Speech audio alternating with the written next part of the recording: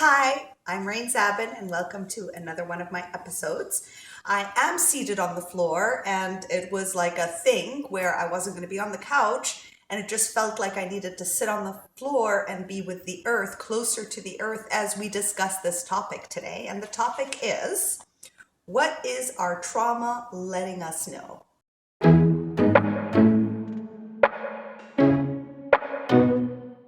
What is your trauma letting you know? I keep saying this because it's just, this energy is accelerated so much so that when the trauma shows up, there is no space between the next traumatic feeling that comes up, right? It's like the purge is happening at speed, right? It's no more relaxed like before. And so I really want to offer you some tips, some guides, and for you to really understand that you're not alone in this. This is happening globally, whether you're fully aware of it or whether you're not, whether you believe there is an energy shift or you don't, whether you think you're going absolutely nuts or not. This will help you just by knowing that you're not alone. This isn't happening to you alone. You're not going crazy, okay? So let me share with you for today 3 reasons why the traumas are getting triggered at such an accelerated rate. Reason number 1, it is time to have the courage to sit with yourself and face the pain. So I'm going to take them point by point, right? What does it mean to have the courage to sit and face your pain? So how many times throughout your life, however old you are, throughout your life, that when you were triggered and the pain showed up because maybe a person provoked it or a situation happened, or basically you were just sitting with your head and thoughts were showing up, right? And you got triggered, and how often did you do your utmost best to get away from that painful feeling, to get away from remembering, all the times that trigger has stored as a memory of pain, right? Like you rush off and call the friend, go shopping, busy yourself on the laptop or on your phone, become a workaholic, I don't know, get obsessed with your partner, get obsessed with your kids, like somehow, some way to run away from the trigger and the emotions that arise because of how painful it is,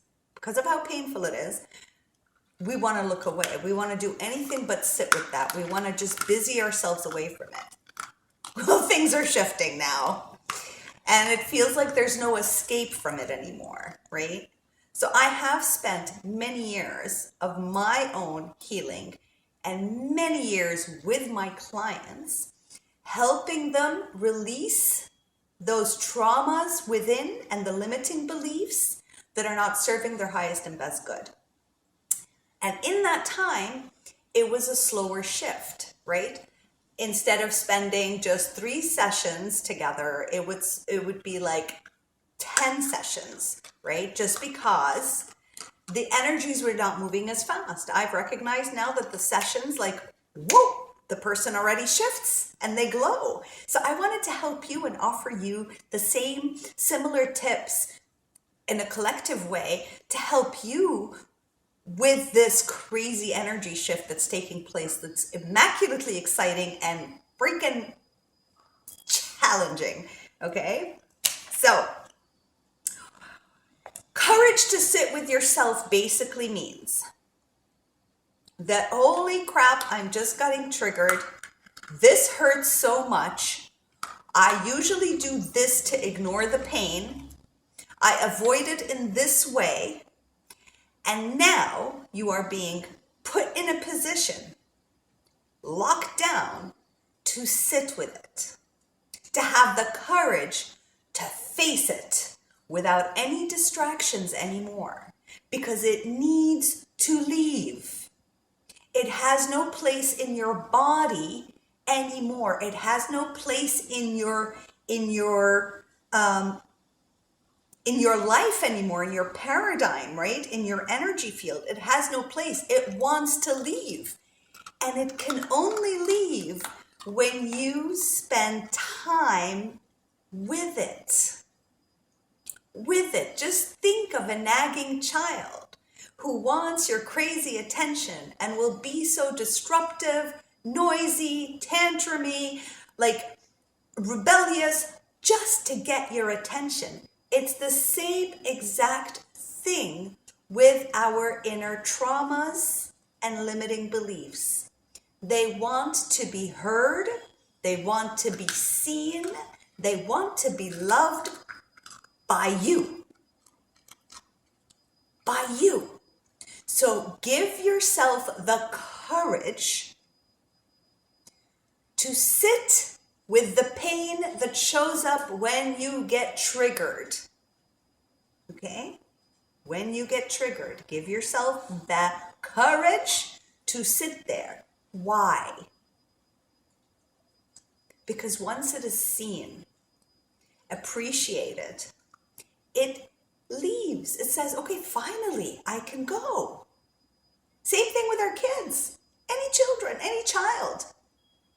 When they're having a tantrum or whatever they're doing, and you just sit and have eye contact, even if your brain is like, oh my God, I can't wait for this to end so I can make that phone call or finish dinner or whatever. But when you just sit and give that child your precious time, right? Your attention, full attention, without wanting to fix the child or reprimand them or make them or shame them for what they're doing. None of that. When you just sit there and say, what is going on? I am here for you and you have my full attention. What happens? Everything calms down. The tornado just goes whoop. You then hug them, you tell them you love them, and they're good to go. Right? It's the same thing with your trauma, right? When you're triggered, that trauma wants to be heard because that trauma is actually a younger version of you that has never had permission to deal with her pain, to express her pain, or to be seen and appreciated just for who she is or who he is, if you're a guy. Okay? So that's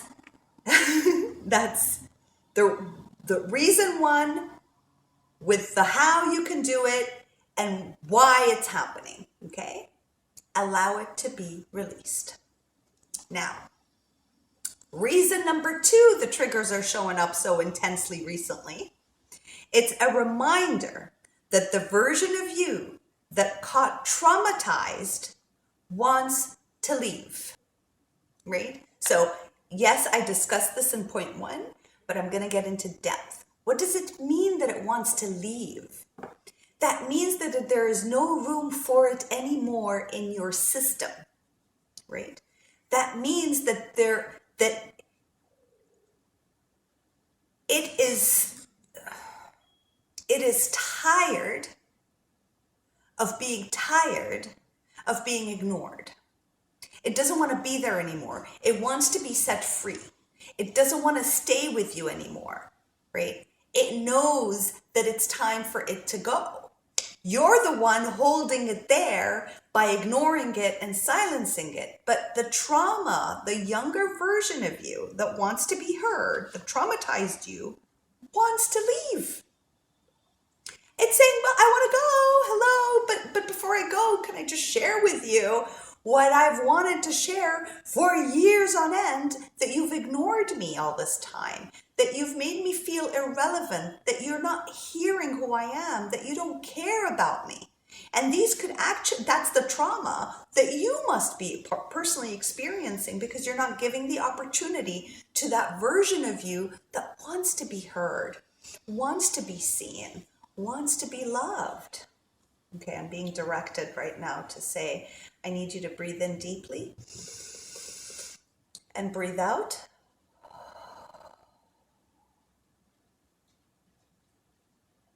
Now, if you are sitting on the earth while you're listening to this or on the ground, just when you breathe in God's light and beauty. And when you breathe out, as if you're breathing out all the gunk that is in that trauma through your body and down into the earth. Let the earth take that and transmute it, okay? That's what I'm being guided to say. So breathe in and breathe out. Let it go. It's okay. There's no pain in recognizing the pain, right? All right. So that's the second reason. There's a departure. There's something that wants to leave, and you're like, no, don't go. You stay here and don't ever show yourself, okay? So again, use the tools that I shared with the first reason. Same thing happens with the second reason. Find space and time to sit with that version of you. Take 10 minutes out of your time to sit with that version of you that wants to bid you goodbye. And use the mantra I offered you. I'll share the video here. I offered you 2 videos ago, I'm not sure. The mantra of how to release and say goodbye to the old version of you and to breathe life into that which is coming through. Use that. So reason number 3, okay? Your true essence wants to show up. So your true essence wants to show up. These traumas that you faced from 0 to 7 and kept repeating themselves throughout your life, whether it was in your thoughts or through more experiences, and you're being triggered all the time to sit with that version of you and hear it out, okay? The reason it wants to say bye and leave is simply because your essence, your spirit, your soul actually wants to show up. It actually wants to come and show up, and it cannot because you haven't dealt with that yet. You haven't given yourself permission to see that side of you, that version of you, right? Because we need that harmony within so that whatever new is coming into a harmonious place. This is a place of harmony. You want to harmonize. This is your body. This is your temple. I always tell my girls, this is your temple, right? It's your temple. No one can touch it without your permission. No one can hurt it without your permission. No one can come near it without your permission. Your temple is your home. It's the most sacred space for you, right? So what's the most important thing here is I need to clear out the temple, right? I need to see all versions of myself, shed light onto all of them, shame no part of me, allow them to exist within me, have harmony with them. The sad version of me, the angry version of me, the traumatized version of me is allowed to exist within me. It's allowed to exist within me, right? I don't have to shame it or hide it. I can be kind to it. I'm allowed to be kind to that version of me. It's allowed to exist. I'm not getting rid of it, right? However, I shackle it off I free it to be whatever it needs to be because I can love that version of me too. And when that harmony shows up inside of me, then my essence can come in. My true self can blossom from inside of me. My true self, my essence, my spirit, my being can show up. Because now, as I like the shadow side of me that I too ashamed to look at and upset to look at and can't look at and too afraid and scared and all this, right? There's no equilibrium in me. There's no clarity. There's no balance. I'm not fulfilled because I cannot see all versions of me and accept all these versions of me, that it's safe and okay for all of them to exist within me. That is okay, right? Only when that happens can my essence actually get out of the rubble, brush themselves off and be like, here I am, right? And that's when the soul gifts show up, right? that's when that fulfillment shows up. That's when that happiness, that empty void inside gets filled. So we're all right now being triggered to finally sit with those wounded versions of us and just love them. Like, this is what I always do. I just constantly hug myself while I'm going through a trigger. I hug myself and I say, I'm here for you. I'm always here for you. I'm sorry I haven't been here for you. So this is a great technique to use where you can hug yourself through the pain, right? Just hug yourself through the pain. Hug you deeply. Thank yourself and apologize to that version of you that you were so awful to it. I'm so sorry that I was so mean to you. I didn't allow you to have a voice. I didn't allow you to exist. I shamed you for existing, for being you. I made sure to abandon you every minute of the day, to get busy with everyone else and everything else and look for love in all the wrong places, when all you wanted was to be loved and heard by me. I'm here now and I love you. And just love you. Just love you. Parent yourself. Parent yourself, my loves, because your essence, your true being, is waiting for you to recognize, to hear, to be available, to glow from the inside out. You need to glow from the inside out, right? But the inside, there's so much unclarity, there's so much war inside right now, that what we're all looking for, we want from the world to have peace. It's got to happen in here first. How can we request peace when we don't even know what peace looks like, because we don't even know it internally, right? We got to know it internally to know what to request, right? So that we can vibrate energetically with the world, we need to do us first, right? Find the harmony within our shadow side, our limiting beliefs and who we are, our essence, our soul, our mind, right? Shared videos on how to be cool with your mind and your thoughts and your ego. It's finding peace internally and being okay with all parts of me, right? So that when I request for the world to be at peace and in harmony with one another, I'm already an example of it internally. I'm an example, right, of what I desire on the outside world, okay?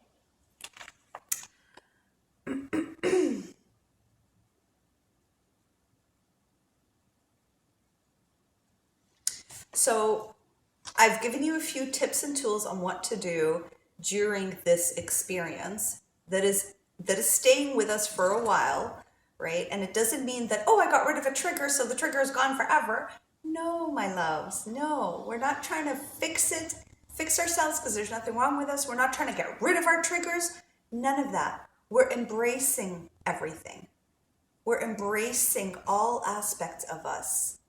And we are going to be mature adults, and we are going to love all the parts of us that feel damaged, that feel unheard, unloved, that they don't matter. That's our role